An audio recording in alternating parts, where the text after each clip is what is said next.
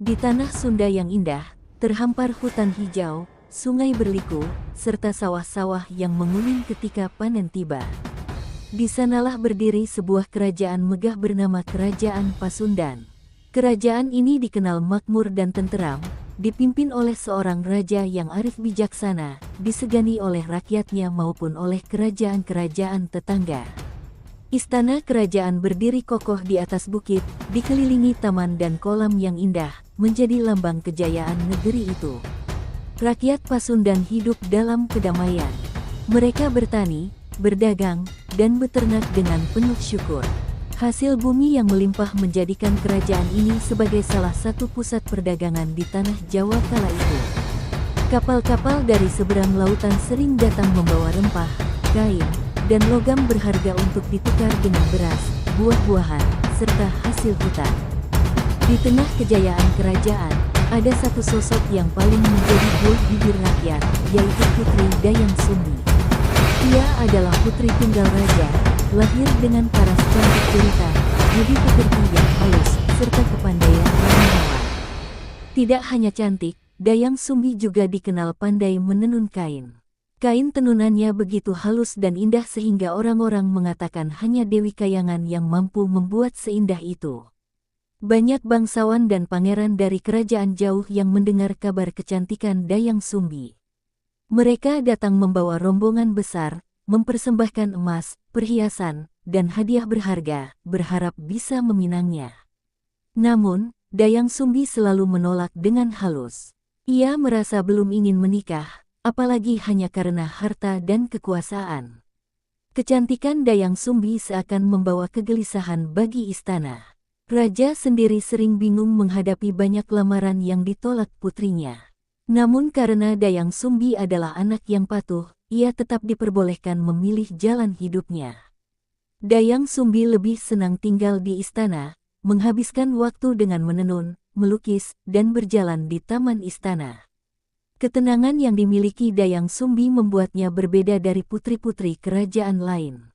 Sementara banyak bangsawan hidup dalam pesta dan keramaian, Dayang Sumbi justru merasa bahagia dalam kesunyian.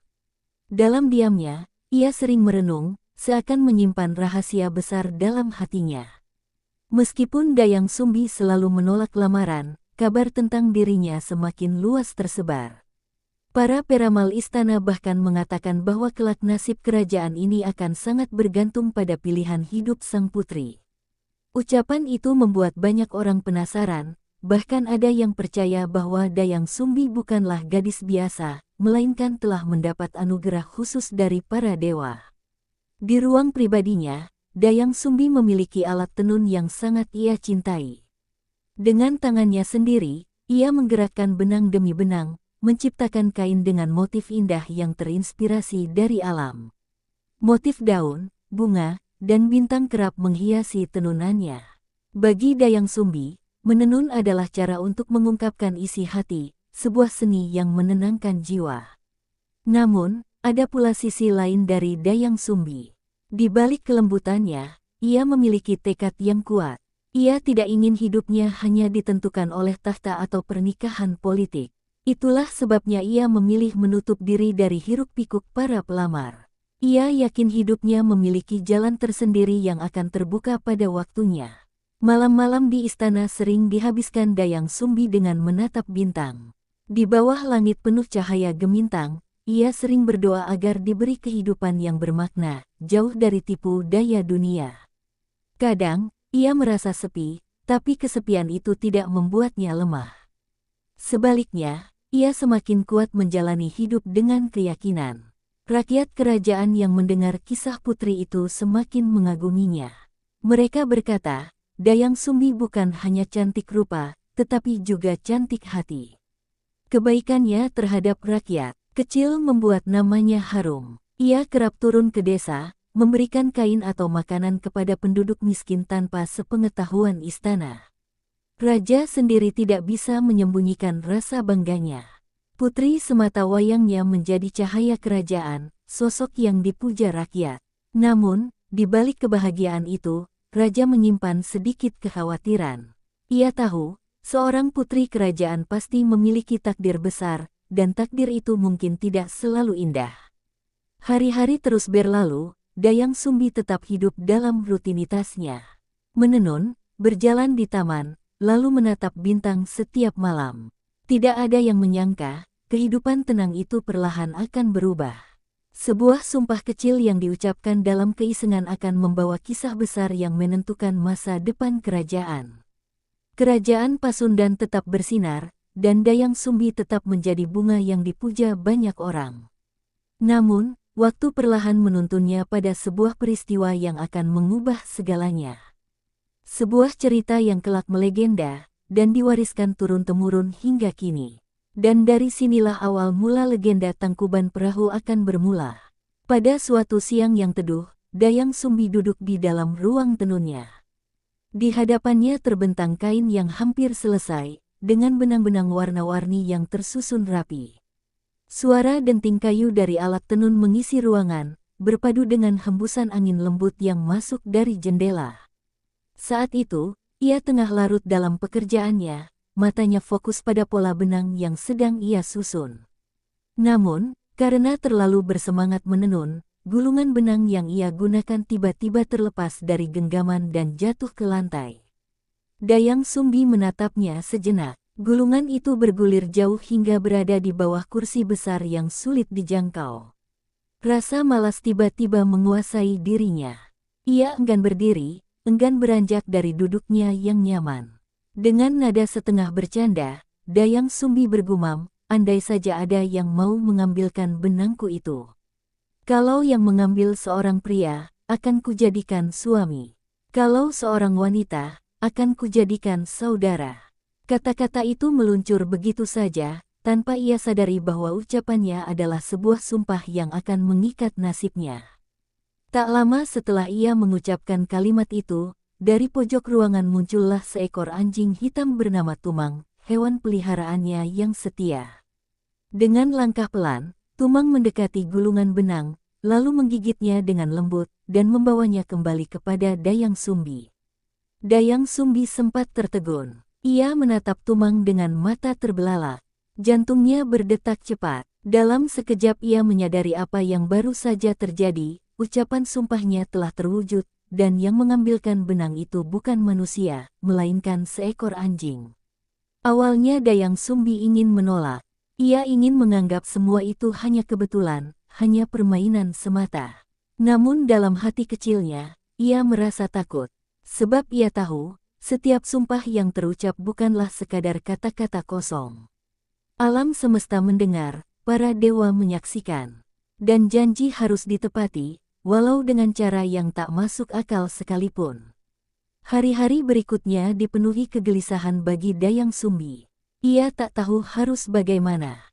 Di satu sisi, ia terikat pada sumpahnya. Di sisi lain, ia merasa aneh menerima seekor anjing sebagai pasangan hidup.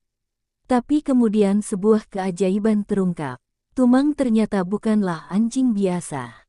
Ia adalah jelmaan dewa yang diturunkan ke bumi, hidup dalam wujud seekor anjing untuk menunaikan sebuah takdir. Dalam diamnya, Tumang mengerti hati Dayang Sumbi. Ia tak pernah memaksa, hanya setia mendampingi sang putri, menjaga, dan melindungi dari segala mara bahaya. Dayang Sumbi pun akhirnya menerima keadaan itu. Ia memelihara rahasia tersebut, tidak pernah menceritakannya kepada siapapun, bahkan kepada ayahnya sendiri. Hubungannya dengan Tumang dijaga, sebaik mungkin, tersembunyi dari mata orang lain. Baginya, ini adalah jalan hidup yang harus ia tempuh, meski berat untuk diterima. Waktu berjalan, dan ikatan antara Dayang Sumbi dan Tumang semakin erat. Dari hubungan yang ganjil itu, lahirlah seorang anak laki-laki yang sehat dan tampan. Anak itu kelak diberi nama Sangkuriang. Kelahirannya disambut dengan sukacita oleh rakyat kerajaan, meski mereka tidak pernah tahu siapa sebenarnya ayah sang bayi. Dayang Sumbi membesarkan Sangkuriang dengan penuh kasih sayang. Ia bertekad memberikan kehidupan terbaik bagi putranya, meski menyimpan rahasia besar yang tidak boleh diketahui siapapun. Dalam setiap tatapannya pada Sangkuriang, terselip doa agar anak itu kelak tumbuh menjadi sosok kuat dan bijaksana. Di balik senyum Dayang Sumbi saat mengasuh anaknya, hatinya sering diliputi kecemasan. Ia khawatir suatu hari rahasia tentang Tumang akan terbongkar. Sebab bila kebenaran itu terungkap, bukan hanya dirinya yang akan menanggung malu, tetapi juga sang anak. Namun untuk sementara, semuanya berjalan dengan baik. Sang Kuryang tumbuh sehat, cerdas, dan penuh semangat. Dayang Sumbi berusaha keras mendidiknya menjadi anak yang tahu sopan santun, hormat kepada orang tua, dan cinta pada rakyat. Ia ingin menebus semua keanehan dalam hidupnya dengan memberikan masa depan yang lebih baik kepada putranya. Hari-hari yang tenang itu seakan menjadi hadiah singkat bagi Dayang Sumbi. Ia tahu, perjalanan hidupnya belum selesai. Sumpah kecil yang pernah ia ucapkan telah mengikat dirinya dalam takdir besar. Dan kelak, anak yang ia lahirkan akan menjadi pusat dari kisah yang mengguncang tanah Pasundan. Dan sejak saat itulah, benang takdir mulai ditenun, perlahan, namun pasti, menuju sebuah legenda yang akan hidup berabad-abad kemudian. Sang Kuryang lahir di sebuah pagi yang cerah, ketika matahari memancarkan sinarnya lembut ke seluruh negeri Pasundan. Tangisan bayi itu terdengar nyaring di istana, menandai hadirnya seorang penerus keturunan Dayang Sumbi. Rakyat pun bersukacita, sebab kelahiran seorang anak dari putri kerajaan dianggap sebagai anugerah bagi negeri. Bayi itu tumbuh sehat, dengan wajah tampan yang diwarisi dari garis darah istimewa. Dayang Sumbi menatap putranya dengan penuh kasih, namun di dalam hatinya ada rasa yang campur aduk, bahagia bercampur cemas. Sebab ia tahu, Sang Kuryang bukan anak biasa. Ia adalah darah keturunan manusia dan dewa, lahir dari hubungan yang penuh rahasia. Hari-hari awal pengasuhan Sang Kuryang diwarnai kebahagiaan. Dayang Sumbi selalu memastikan putranya terjaga dengan baik. Ia sering menimang Sang Kuryang sambil menyanyikan tembang lembut, doa-doa terucap dalam setiap nada. Semua yang melihat ibu dan anak itu merasa terharu, karena kasih sayang Dayang Sumbi begitu tulus. Sang Kuryang kecil tumbuh cepat. Ia segera belajar berjalan lebih cepat dari anak-anak seusianya. Keceriaannya memenuhi istana, berlari-lari di taman, bermain dengan burung, bahkan berinteraksi dengan Tumang, anjing setia yang tidak pernah jauh dari sisinya. Tumang, meski wujudnya seekor anjing, memiliki ikatan batin dengan anak itu. Ia sering menemani Sang Kuryang bermain, menjaganya dari bahaya, bahkan sesekali membantu Dayang Sumbi menenangkan sang anak bila sedang menangis.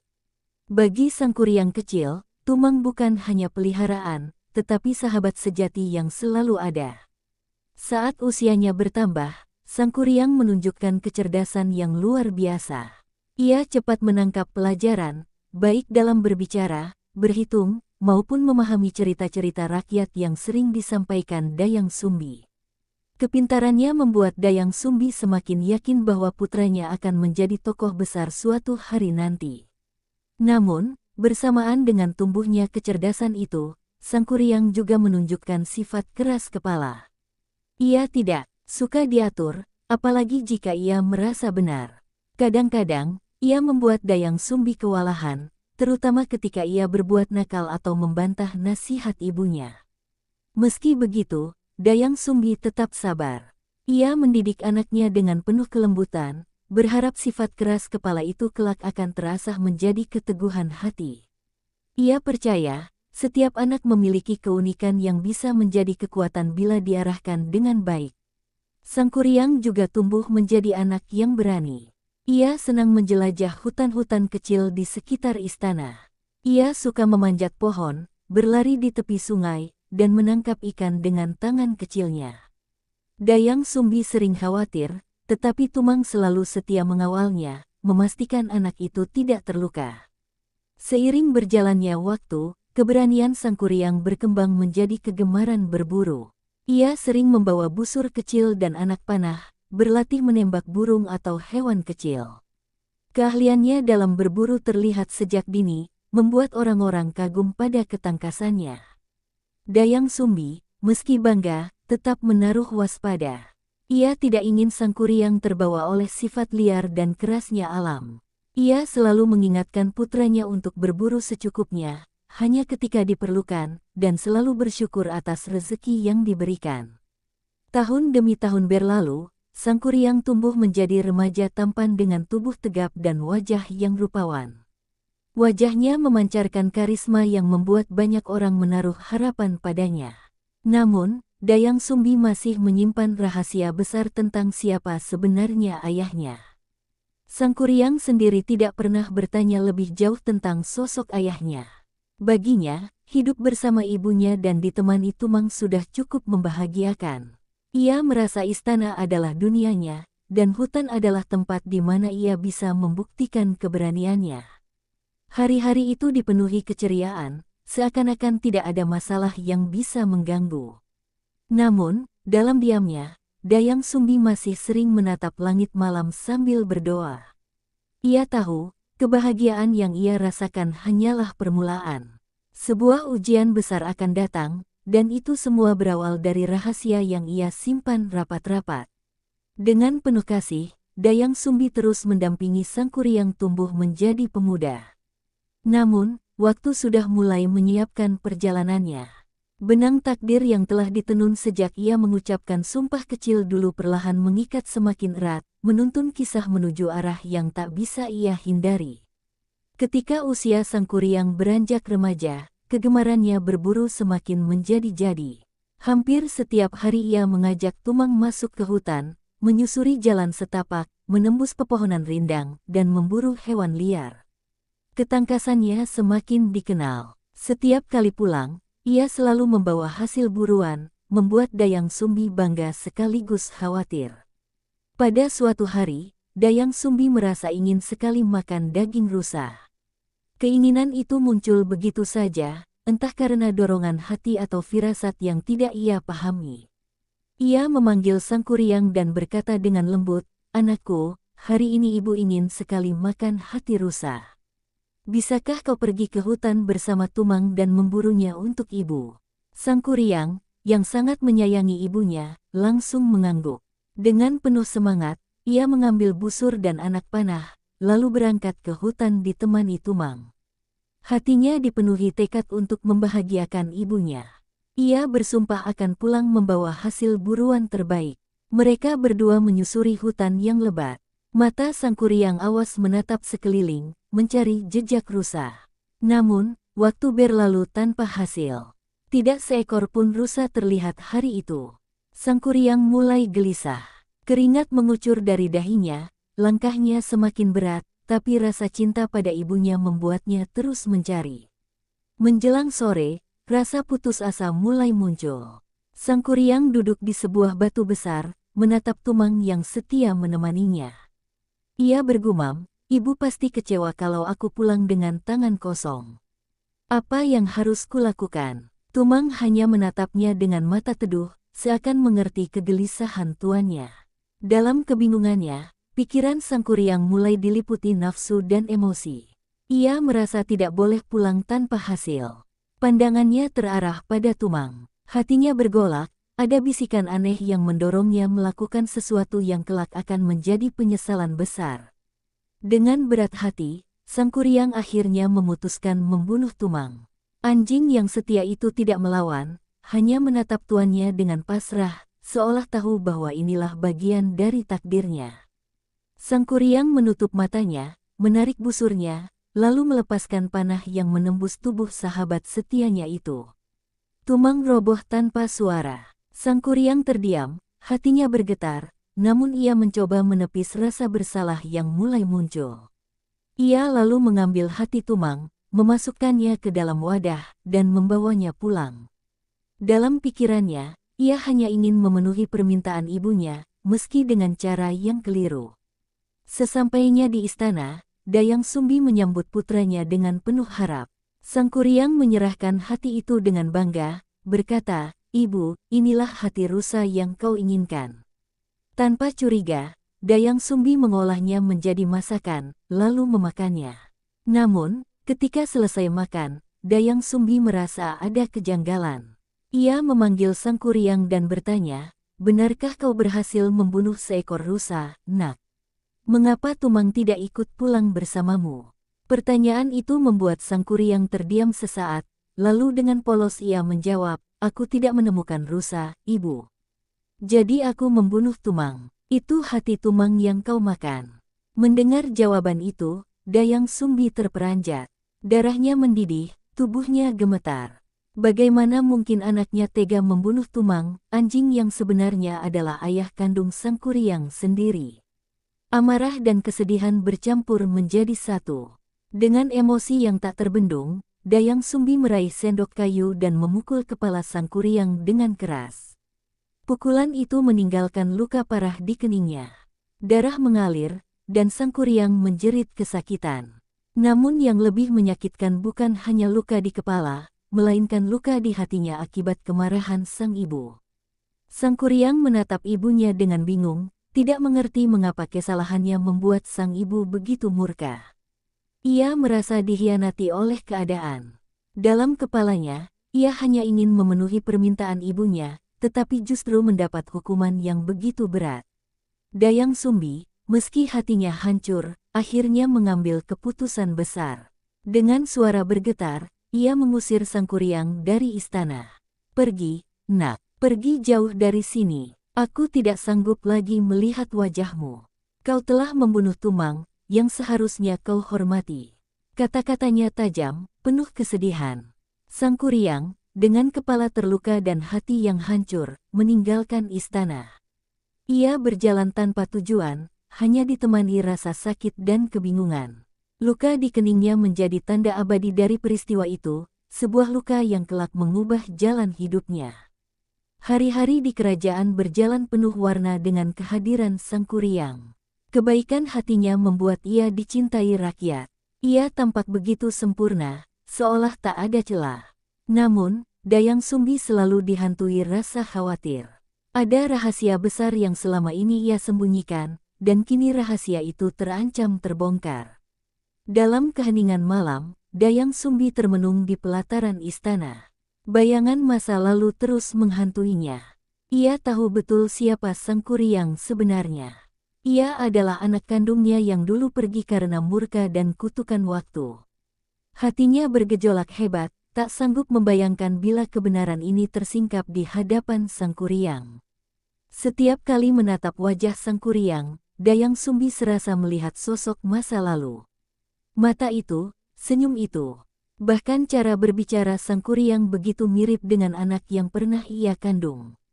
Ia sadar, kenyataan ini bukan kebetulan. Takdir benar-benar mempertemukan mereka kembali. Sang Kuryang sendiri semakin terpikat. Rasa cintanya pada Dayang Sumbi tumbuh kuat. Ia sering menghabiskan waktu bersamanya, mendengarkan kisah-kisah masa lampau, meski tanpa menyadari bahwa kisah itu sesungguhnya adalah bagian dari dirinya. Rakyat mulai berbisik-bisik tentang kedekatan keduanya. Ada yang memandangnya sebagai keajaiban, ada pula yang menaruh curiga. Namun, Sang Kuryang tak peduli. Baginya, Dayang Sumbi adalah satu-satunya yang bisa membuatnya merasa hidup kembali. Suatu hari, ketika mereka duduk di taman kerajaan, Sang Kuryang memperhatikan Dayang Sumbi dengan saksama. Mengapa aku merasa wajahmu begitu akrab? Seperti pernah kulihat sejak lama, ucapnya pelan, penuh keheranan. Dayang Sumbi tercekat. Pertanyaan itu menusuk jantungnya. Ia berusaha tersenyum tenang, namun keringat dingin membasahi pelipisnya. Mungkin itu hanya perasaanmu, Sang Kuryang, jawabnya lirih, meski hatinya gemetar. Sejak percakapan itu, Dayang Sumbi semakin waspada. Ia tahu waktunya semakin sempit. Cepat atau lambat, Sang Kuryang akan mengetahui kebenaran. Dan ketika itu terjadi, segalanya bisa berubah. Malam berikutnya, Dayang Sumbi memohon pada dewa penunggu istana. Dengan suara lirih, ia berdoa agar diberikan jalan keluar dari dilema ini. Ya Dewata, lindungilah aku dan rakyatku. Jangan biarkan cinta terlarang ini menghancurkan segalanya. Namun doa itu seakan tak berbalas. Justru semakin banyak tanda-tanda yang membuat Dayang Sumbi sadar, rahasia ini akan segera terbongkar. Sang Kuryang mulai sering menanyakan hal-hal tentang masa kecilnya, tentang siapa dirinya sebenarnya. Dayang Sumbi kemudian memutuskan untuk menunda pernikahan. Ia memberi alasan bahwa bintang-bintang belum merestui. Sang Kuryang menerima dengan berat hati, meski ia tetap bersabar menanti. Hari demi hari, kegelisahan Dayang Sumbi semakin menjadi. Hatinya terus berperang antara cinta, kasih sayang seorang ibu, dan kewajiban menjaga kehormatan. Ia merasa seperti berjalan di atas bara, setiap langkah bisa menjerumuskannya ke jurang.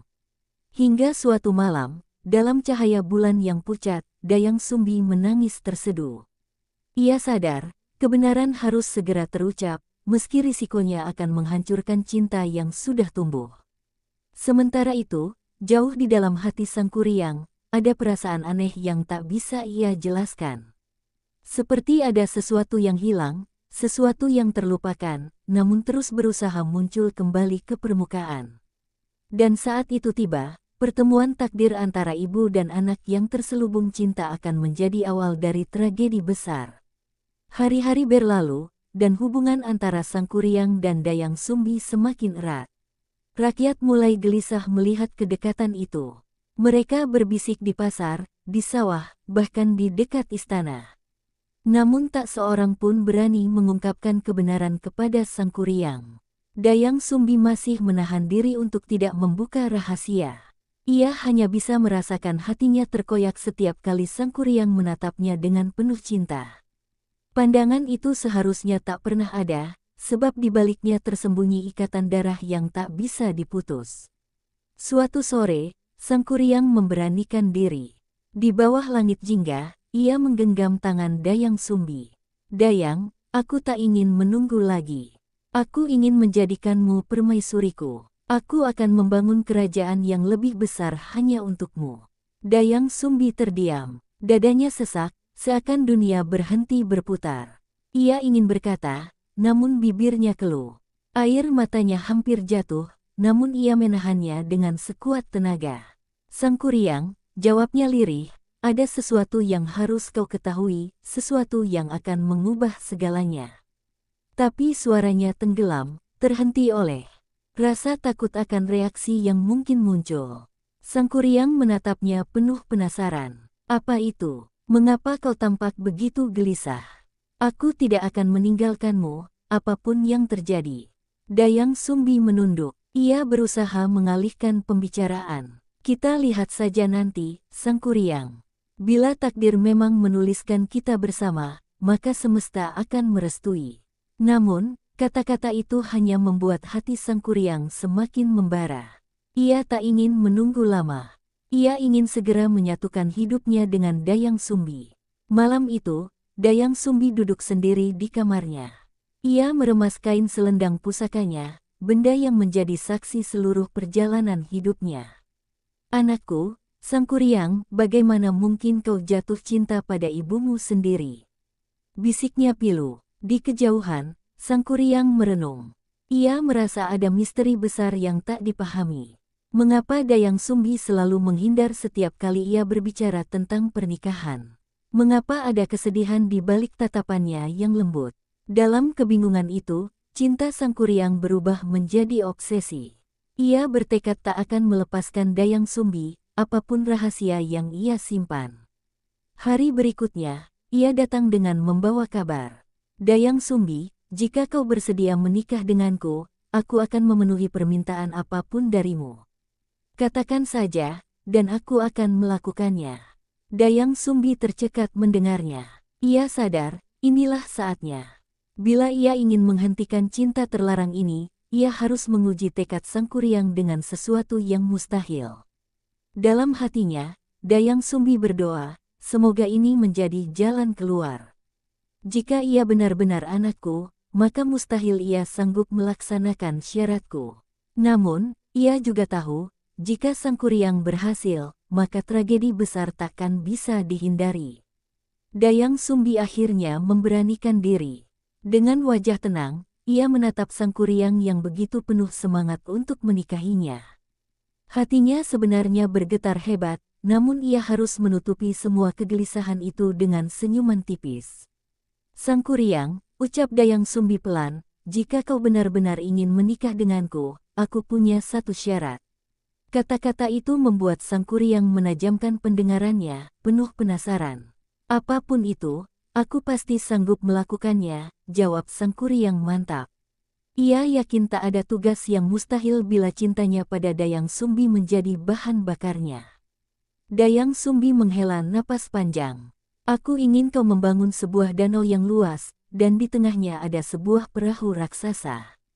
Semua itu harus kau selesaikan hanya dalam waktu semalam, sebelum ayam jantan berkokok. Sang Kuryang tertegun sejenak. Tugas itu terdengar tak masuk akal. Tapi ia bukan lelaki biasa.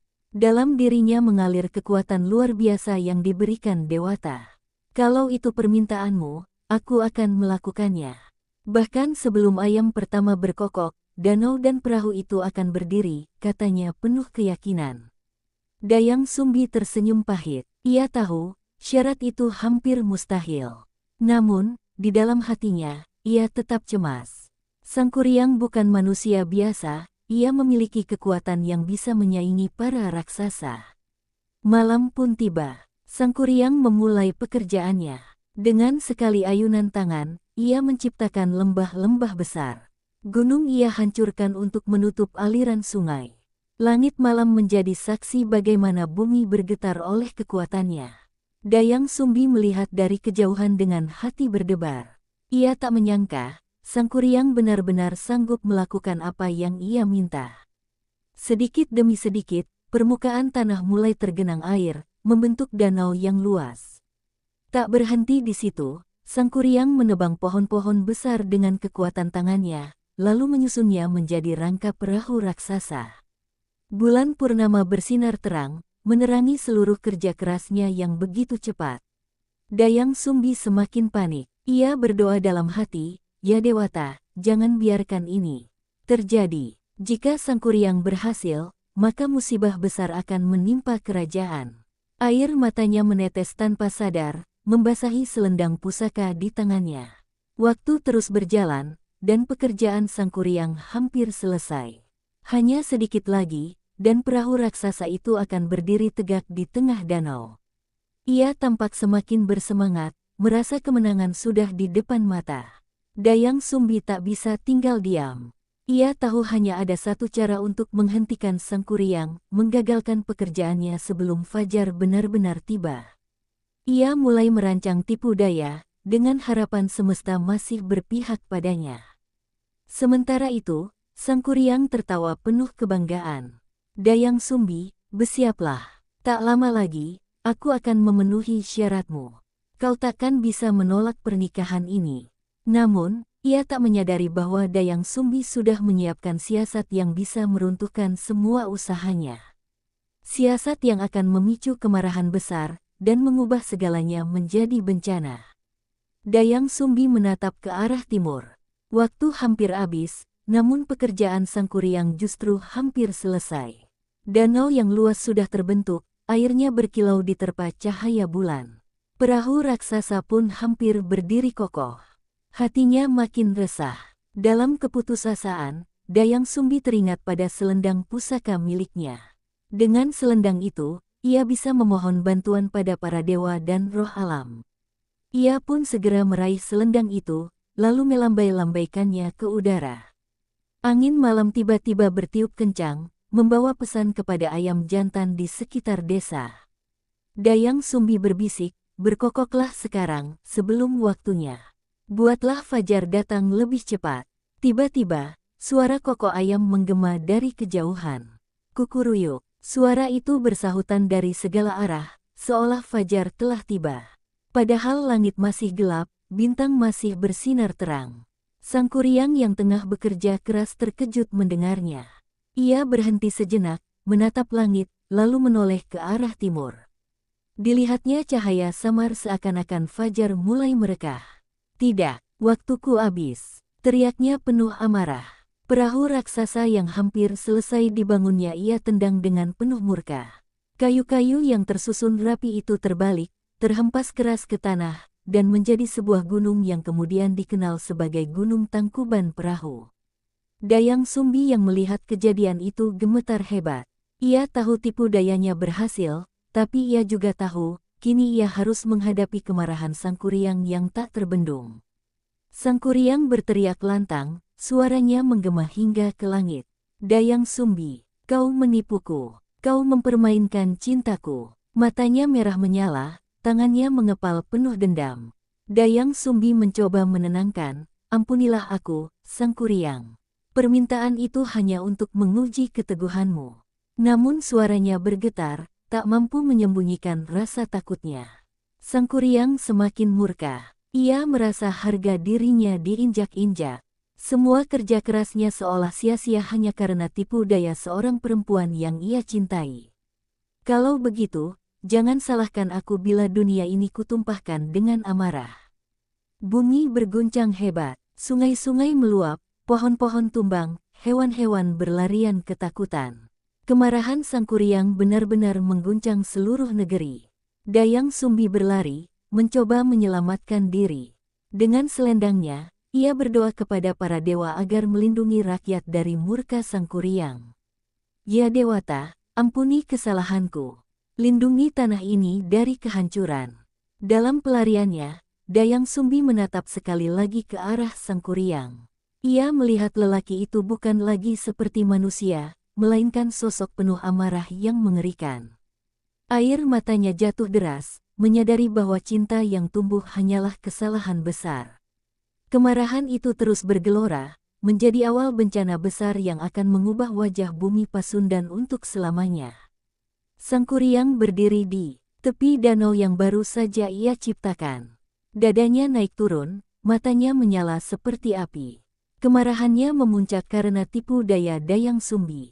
Semua tenaga yang ia keluarkan semalam berubah menjadi kesia-siaan. Dengan kekuatan dahsyat, ia menendang gunung-gunung di sekitarnya. Satu demi satu tanah terangkat, batu-batu beterbangan, dan lembah-lembah baru terbentuk. Suara gemuruh terdengar sampai ke pelosok negeri. Rakyat berhamburan ketakutan, berlari menyelamatkan diri. Dayang Sumbi terus berlari, namun langkahnya terasa berat. Hatinya penuh penyesalan. Andai aku berani mengungkapkan kebenaran sejak awal, semua ini takkan terjadi, bisiknya sambil menangis. Selendang pusaka terus ia peluk erat, menjadi satu-satunya pelindungnya. Di langit, awan hitam bergulung. Petir menyambar-nyambar, seakan alam pun ikut murka bersama Sang Kuryang. Hujan deras turun, membuat danau semakin luas, sementara perahu raksasa yang terbalik makin kokoh menjelma gunung. Sang Kuryang terus mengamuk, setiap langkahnya mengguncang bumi. Sungai meluap, pepohonan tercabut dari akarnya. Rakyat yang tak bersalah menjadi korban amarahnya. Teriakan ketakutan bercampur dengan suara gemuruh alam. Dayang Sumbi akhirnya berhenti di sebuah puncak bukit. Ia berlutut, menengadah ke langit, dan memohon dengan sepenuh hati. Ya Dewata, jika memang aku bersalah, hukumlah aku. Tapi jangan biarkan rakyatku hancur karena kesalahanku. Lindungi mereka. Doa itu sampai ke telinga para dewa. Mereka melihat murka Sang Kuryang yang tak terbendung, dan melihat kesungguhan doa Dayang Sumbi. Maka turunlah cahaya terang dari langit, menyelimuti Dayang Sumbi dengan sinar lembut. Sang Kuryang yang mengejar dari belakang terkejut melihat sinar itu. Ia mencoba mendekat, namun semakin ia maju, cahaya itu semakin terang, melindungi Dayang Sumbi dari jangkauannya. Dayang Sumbi, jangan lari dariku, teriak Sang Kuryang dengan suara parau, namun suaranya tak lagi sekadar suara manusia, melainkan seperti auman gunung yang hendak runtuh. Dayang Sumbi hanya menutup mata, pasrah sepenuhnya. Ampuni aku, Sang Kuryang, anakku. Kata terakhir itu terucap lirih, nyaris tertelan gemuruh hujan. Mendengar kata itu, tubuh Sang Kuryang terhenti seketika. Amarahnya sempat goyah, namun sudah terlambat. Kekuatan dahsyat yang telah ia lepaskan terlanjur merusak bumi di sekitarnya. Gunung Tangkuban Perahu berdiri kokoh sebagai saksi dari tragedi cinta terlarang ini. Danau yang luas menggenang, meninggalkan bekas luka alam yang takkan pernah hilang. Dayang Sumbi terselamatkan oleh sinar dewa, namun ia memilih mengasingkan diri. Hatinya hancur, tak sanggup lagi menatap rakyatnya yang porak-poranda akibat kesalahannya. Sementara Sang Kuryang menghilang dalam kegelapan, tanpa arah, membawa luka dan penyesalan yang tak pernah bisa terobati. Setelah amarahnya mereda, Sang Kuryang tersadar. Ia berdiri di hadapan tanah yang porak-poranda, di mana hutan-hutan hancur, sungai meluap, dan rakyat lari menyelamatkan diri. Ia menatap gunung raksasa yang terbentuk dari perahu terbaliknya. Itu adalah bukti kekalahannya, sekaligus kemarahannya sendiri. Hatinya diliputi penyesalan yang dalam. Ia baru menyadari betapa besar kesalahannya, mencintai ibu kandungnya sendiri, lalu melampiaskan amarah hingga menghancurkan negeri. Namun, kesadaran itu datang terlambat, ketika segalanya sudah rusak. Dayang Sumbi, yang selamat karena perlindungan para dewa, memandang dari kejauhan dengan air mata berlinang. Ia tahu bahwa Sang Kuryang adalah anaknya, dan semua ini terjadi karena ia tak berani mengungkapkan kebenaran sejak awal. Andai aku jujur sejak dulu, tragedi ini takkan terjadi, bisiknya dengan pilu. Para dewa akhirnya menurunkan kutukan bagi Sang Kuryang. Ia dikutuk untuk hidup mengembara tanpa arah, tak pernah menemukan kedamaian, selamanya terhantui oleh penyesalan dan bayangan cintanya pada Dayang Sumbi. Sejak saat itu, Sang Kuryang menghilang ke rimba belantara.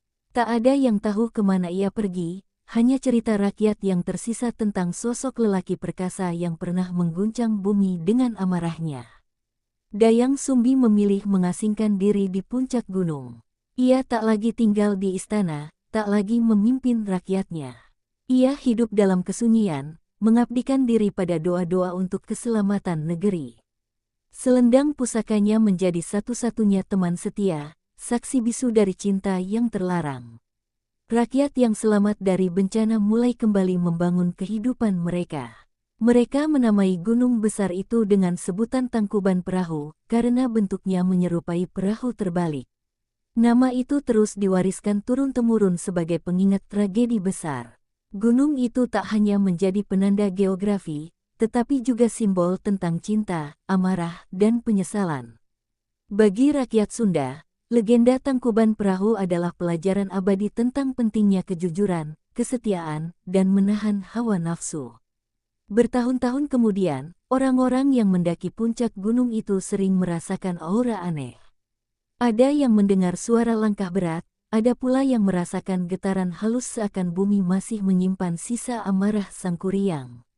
Sebagian percaya, roh Sang Kuryang masih mengembara, tak pernah tenang, karena penyesalan mendalam yang ia bawa. Sementara roh Dayang Sumbi dipercaya tetap bersemayam di puncak gunung, menjaga tanah Pasundan dengan doa-doanya. Legenda ini akhirnya hidup sebagai cerita rakyat yang diwariskan dari mulut ke mulut. Orang tua menceritakannya pada anak-anak, agar mereka belajar tentang akibat dari kesalahan dan tipu daya. Gunung Tangkuban Perahu pun menjadi saksi bisu, berdiri megah di utara Bandung, seakan mengingatkan siapa saja yang memandangnya. Di balik keindahan, tersimpan kisah tragis antara seorang ibu dan anaknya. Dan hingga kini, setiap kali matahari terbit dari balik Tangkuban Perahu, sinarnya seakan membawa pesan dari masa lalu. Jangan pernah bermain dengan cinta dan rahasia, sebab bila keduanya berpadu, kehancuran bisa datang tanpa ampun. Dengan begitu, legenda Tangkuban Perahu abadi, bukan sekadar dongeng, melainkan cermin bagi hati manusia.